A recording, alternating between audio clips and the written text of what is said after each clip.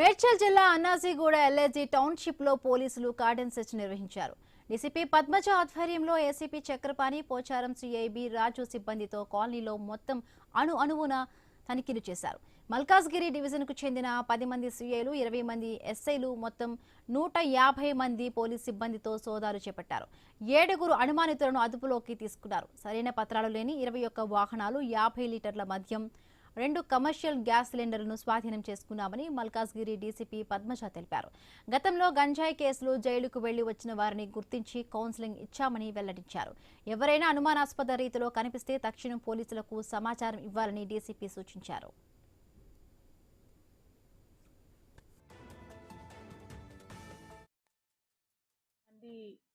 ఈ LIG apartments లో total ఇక్కడ ఒక 15 బ్లాక్స్ ఉన్నాయి. ఒక్కొక్క బ్లాక్ కి 30 ఫ్లాట్స్ అంటే టోటల్ 450 ఫ్లాట్స్ ఇక్కడ ఉన్నాయి. ఆ విధంగానే ఇల్లు కూడా సస్పిషియన్ గా ఉంటే కొన్ని చెక్ చేస్తే మనకు almost liquor bottles 54.2 litres whisky and beer bottles అన్ని కలిపి టోటల్ వర్త్ ఆఫ్ ఒక 50,000 కి సంబంధించినటువంటి ఈ ప్రాపర్టీ సీజ్ చేయడం జరిగింది. ఈ 7 సస్పెక్ట్స్ తో పాటు ఒక 3 ఎన్డీపీఎస్ లో కూడా మనకు అరెస్ట్ అయ్యి వెళ్ళిన వాళ్ళు.